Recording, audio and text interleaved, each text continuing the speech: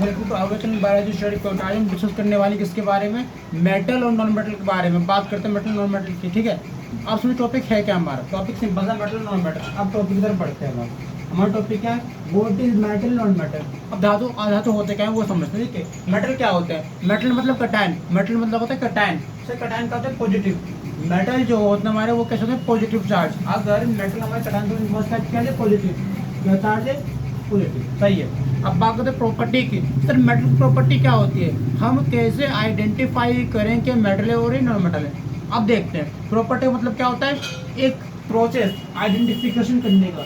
तो प्रॉपर्टी क्या होती है, मेटल की प्रॉपर्टी का मतलब है मेटल के अंदर कुछ प्रोसेस काम करते हैं जिसे हम क्या कहते हैं, प्रॉपर्टी। क्या कहते हैं, प्रॉपर्टी।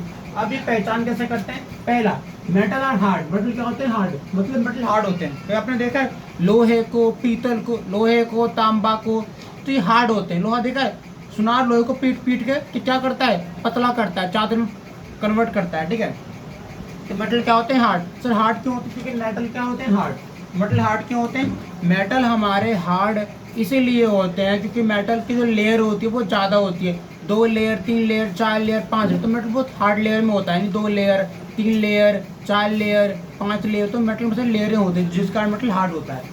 अगर हम बात करें तो मेटल क्या होता है, मेलेबिलिटी प्रॉपर्टी शो करता है। सर मेलेबिलिटी क्या होती है, मेलेबिलिटी सिल्वर और गोल्ड। ठीक है, तो मेलेबिलिटी का मतलब होता है कैरेक्टर। मेटल का जो कैरेक्टर होता है मेलेबिलिटी। मेलेबिलिटी क्या होती है, मेलेबिलिटी के अंतर्गत मेटल को तोड़ने, मेलेबिलिटी के अंतर्गत मेटल को तोड़ने पर मेटल क्या होता है, पतला होता है। यानी कि क्या होता है, पतला मतलब थिन। इसमें क्या होता है, मेटल की जो लेंथ होती है वो क्या होता है, बढ़ जाती है, थिन होता है। मेटल का थिन मतलब पतला, थिन मतलब होता है पतला, मेटल पतला पड़ जाता है। पतला कैसे, पहले मेटल हार्ड था, 2-3 लेयर की टाइप था, अब वो पतला होकर इतना सुकुड़ चुका है। ठीक है, अब मेटल, अगर हम बात करें मेटल की, तो अगर आप मेटल पे हथौड़ा मारोगे तो मेटल पे हथौड़ा मारने पर वो पतला हो जाता है, जिसको हम क्या कहते हैं, मेलेबिलिटी। क्या कहते हैं, मेलेबिलिटी। वो होता है डक्टाइल। डक्टाइल क्या होता है, ductile, what is ductile, what is ductile. Ductile का मतलब होता है तन्य, यानी कि मेटल बहुत हार्ड होते हैं, तन्य होते हैं। तन्य मतलब टूटते नहीं है, यानी कि इनकी जो टूटने की क्षमता बहुत ज़्यादा, मतलब बहुत कम होती है, तोड़ने पर टूटते नहीं है, इसे डक्टाइल। एक होता है हीट फास्टली। अगर आप किसी भी धातु को गर्म करते हो तो बहुत जल्दी गर्म हो जाती है।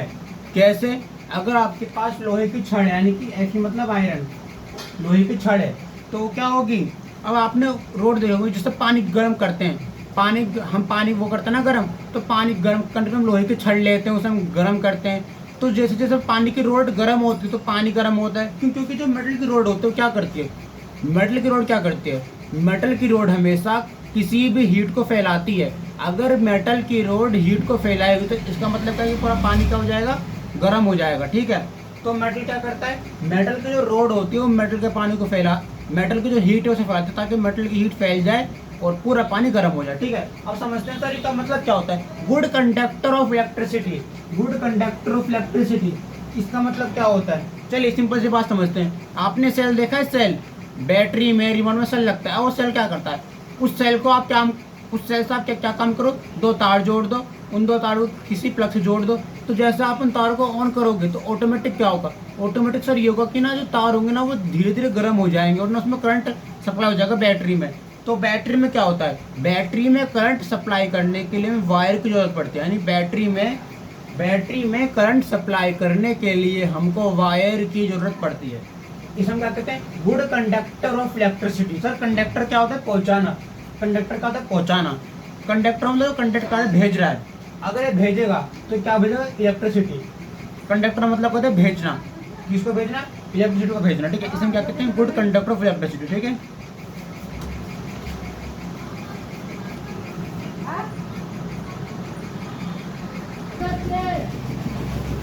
हम बात करते हैं मेटल रिएक्ट विद एयर की। अगर कोई भी मेटल एयर से वो करता रहे तो उसकी रिएक्शन होती क्या है। टॉपिक है हमारा metal react with air. Topic क्या है आपका, metal react with air.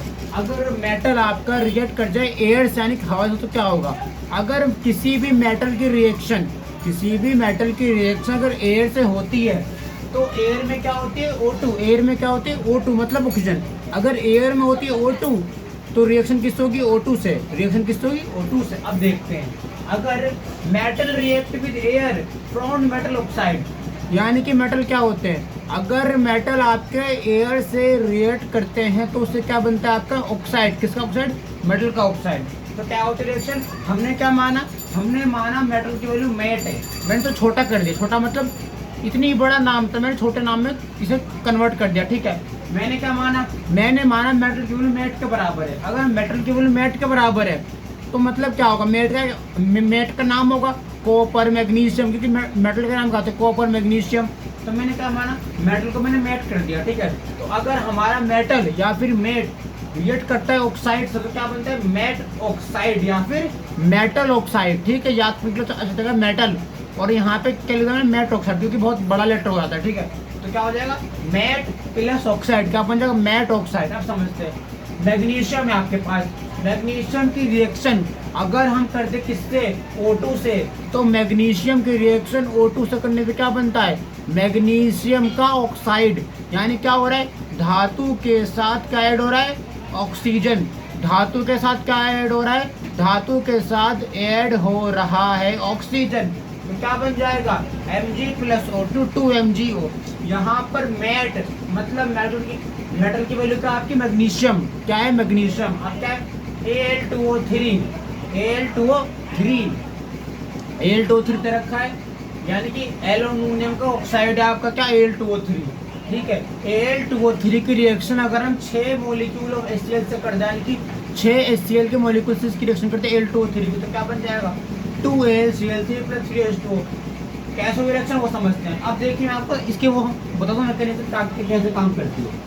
Al2O3 है मतलब एक बार ये यहाँ पे एक बार AlO3 ये हो जाएगी, Al2O3 है ना, Al2O3 कर दो, इसको कर दिया, Al2O3 वन मॉलिक्यूल ये हो गया, प्लस HCl की 6 मॉलिक्यूल है, 6 मतलब क्या हो जाएगा, 6 मतलब एक HCl ये हो जाएगा, इस एक HCl से जुड़ा रहेगा ये 1 2 3 4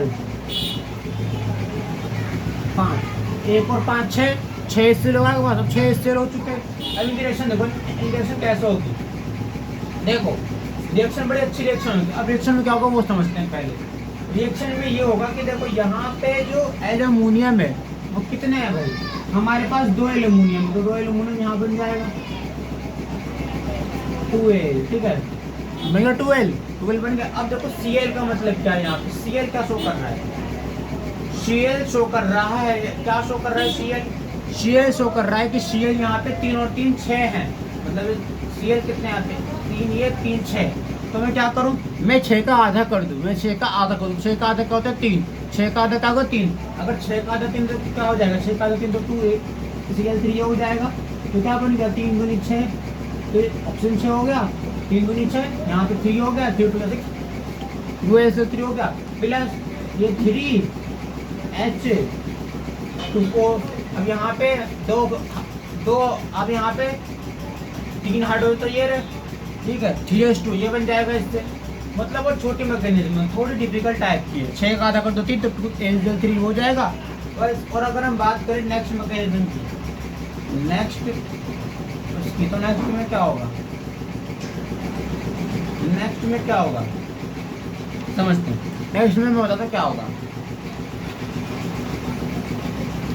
नेक्स्ट में ये होगा भी, देखो सुनो नेक्स्ट में होता तो नेक्स्ट में होगा क्या, नेक्स्ट में कोई ये क्या है आपका सोडियम ऑक्साइड की NaO और NaO। मैंने Na2O को तोड़ दिया तो क्या बन गया, सोडियम ऑक्साइड के 2 मॉलिक्यूल क्या होते हैं Na2O। अब मैंने क्या कर दिया NaO तो क्या बन जाएगा Na2O। अब इसके रिएक्शन कैसे कर देंगे, वाटर के मॉलिक्यूल्स यानी HO। अब ये पानी है। अब क्या होता है, मेटल क्या होते हैं, हर मेटल वाटर में सोल्यूबल नहीं होता। अगर मेटल वाटर में सोल्यूबल नहीं होते तो कुछ मेटल क्या होते हैं, कुछ मेटल वाटर के अंदर एल्कली के रूप में इकट्ठा हो जाते हैं। तो एल्कली क्या होता है, एल्कली आपके वो मेटल होते हैं जो कि जमीन के सबसे ऊपरी लेयर पर पाए जाते हैं, उन्हें क्या कहते हैं, एल्कली मेटल। क्या कहते हैं, एल्कली मेटल, ठीक है। अब समझते हैं इक्वेशन कैसे होगी, इक्वेशन ऐसे होगी, यहाँ पर दो सोडियम मेरे तो 2Na ये लगा दे 2Na तो लगा दे 2Na लगा दे 2Na। अब 2 लगाने के बाद देखो आगे क्या होगा, यहाँ पे आगे होगा तो ये रहा 2 लगा दिया। अब 2 लगाने के बाद आपको क्या करना है, अब 2 लगाने के बाद OH देखो, एक OH ये रहा, लगा दो 2H, 2N ये रहा, OH ये रहा, तो क्या बनेगा 2NOH। सिंपल सी रिएक्शन का मैकेनिज्म कुछ था इसके अंदर, कुछ नहीं था। ठीक है, अब बात करेंगे एसिड की। एसिड के अलावा बात कैसे करेंगे, एसिड के अलावा बात करेंगे हम किसकी, वाटर की।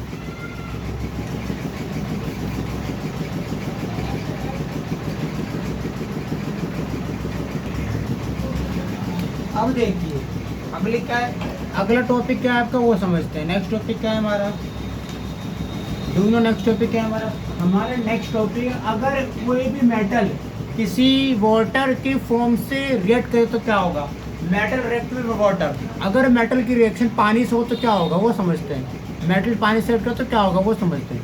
देखिए मेटल की रिएक्शन पानी से कैसे होती है, मेटल आपका ये है, मेटल आपका ये, पानी आपका ये, तो क्या बन जाएगा मेटल का ऑक्साइड। यानी कि अगर मेटल की रिएक्शन पानी से करें तो क्या बन जाएगा, मेटल का oxide plus H2 gas.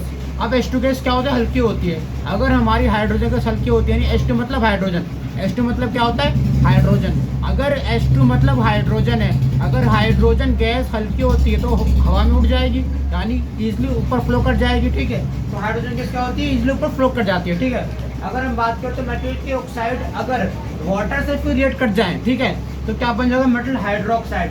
Metal plus water metal oxide, ठीक है, गैस निकल जाएगी। मेटल ऑक्साइड प्लस वाटर क्या बन जाएगा, मेटल हाइड्रोक्साइड प्लस वही बन जाएगी। देखो बड़ा अच्छा पॉइंट है, हमारे पास Fe के 3 मॉलिक्यूल है, H2O के 4 मॉलिक्यूल है, तो क्या बन जाएगा Fe3O4 प्लस 4H2। वह कैसे वो समझ, ठीक है। अगर आप इस रिएक्शन को देखो तो इस रिएक्शन के पहलू भी कई टाइप के करके आते हैं। वो क्या निकल के आते हैं वो समझने में क्या बोलने की कोशिश कर रहा हूँ मैं, आपसे क्या कहना चाह रहा हूँ, मेरी बात को आगे समझना। इसमें क्या है, इसमें है देखो Fe के 3 मॉलिक्यूल, Fe का 3 मतलब ये एक Fe, ये एक Fe, ये एक Fe। Fe कितने हो गए, 3 Fe ये हो गए। अब इसके पास क्या है, 4 हाइड्रोजन, 4 हाइड्रोजन दे रखे हैं, 4 HOH, 4 HOH, क्या आपके 4 हाइड्रोजन है। ठीक है, अगर ये 4 हाइड्रोजन है, 3 Fe है, तो कैसे रिएक्शन होगी समझते हैं। ये 3 Fe क्या बना देंगे मिल गए 3 मॉलिक्यूल, क्या बना देंगे 3 मॉलिक्यूल। तो 3 के अगर हम 3 का मल्टीप्लाई प्रत्येक एक Fe से करो तो क्या बन जाएगा। अगर मैं 3 का मल्टीप्लाई प्रत्येक 1 Fe से कर दूं, मतलब अगर मेरे पास 1 Fe की वैल्यू दे रखी है और मुझे 3 Fe की वैल्यू निकालनी है, मुझे पता है कि 1 Fe की वैल्यू क्या है, मुझे पता है कि 1 Fe क्या है, 1 Fe मुझे गिवन वैल्यू है।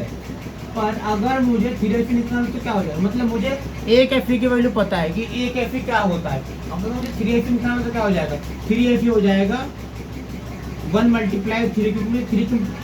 अगर मैं गिवन का मल्टीप्लाई अननोन नंबर से कर दूं तो मुझे क्या मिलता है, क्या मिलती है, मुझे टोटल वैल्यू मिलती है। अगर मैं गिवन वैल्यू को मल्टीप्लाई अननोन वैल्यू से करूँ तो मुझे क्या मिलती है, यानी कि अगर मैं अज्ञात वैल्यू का गुणा ज्ञात वैल्यू से करते तो मुझे क्या मिलता है, टोटल वैल्यू। तो मेरे पास 1 Fe की वैल्यू ज्ञात थी, 1 Fe की वैल्यू ज्ञात थी, पर 3 Fe की वैल्यू ज्ञात है। अगर 1 Fe की वैल्यू हमारी ज्ञात है और 3 Fe की वैल्यू हमारे ज्ञात है, तो क्या बन जाएगा 1 2 3 3, फिर 3 Fe हो जाएगा, 4 हो जाएगा। अगर 3 4 देखो ये हो जाएगा Fe3, ठीक है, Fe3 हो जाएगा, Fe3 हो गया। अब सर ये देखना Fe3 ये हो गया, पर खास बात बताऊं क्या इसमें, Fe3 ये हो गया, पर समझना Fe3 का सर ये हो गया। पर नेक्स्ट बात क्या है, अगली खास बात इसमें ये है कि इस रिएक्शन में हमारे पास OH भी है। OH मतलब क्या होता है आपका हाइड्रोक्साइड, OH क्या होता है आपका हाइड्रोक्साइड। अगर OH आपका हाइड्रोक्साइड है तो जो 4 OH क्या बन जाएंगे, अगर OH आपका हाइड्रोक्साइड होता है, अगर OH आपका हाइड्रोक्साइड होता है, इसका मतलब क्या है, इसका मतलब ये O4 बन जाएगा। तो 4 मॉलिक्यूल ले लो तो O4 बन जाएगा। प्लस अभी वो आखिरी कहानी है भाई, यहाँ देखो 4 हाइड्रोजन इसके, O मैंने हटा दिया। अगर HO में अगर मैं 4 O दे दूं Fe को, Fe3O4 ये बन जाएगा, plus 4 hydrogen right, 4 hydrogen left, तो क्या बन जाएगा 4 4 दोनों तरफ तो क्या हो जाएगा 4:2 क्या हो जाएगा 4:2, यानी कि 4 हाइड्रोजन लेफ्ट और 4 हाइड्रोजन राइट, तो क्या बन जाएगा 4:2, 5 ये हो जाएगा। ठीक है, समझ में आ गया आपको। तो वाटर और एसिड की रिएक्शन थी, खास कर वाटर क्या ऑक्साइड बनाता है और जो ऑक्साइड है वो हाइड्रोक्साइड बनाता है। कि मेटल ने क्या बनाया, पहले ऑक्साइड, फिर क्या बनाया हाइड्रोक्साइड। मेटल की एसिड रिएक्शन करने में क्या बनेगी H2 गैस। ठीक है, तो आज की वीडियो यहीं खत्म होती है, मिलते हैं नेक्स्ट वीडियो में। ये वीडियो आपकी क्लास 10 के स्विच में डाल देंगे, आज आपको नेक्स्ट अपडेट वीडियो मिल जाएगी। ठीक है, चैनल पे बने रहें।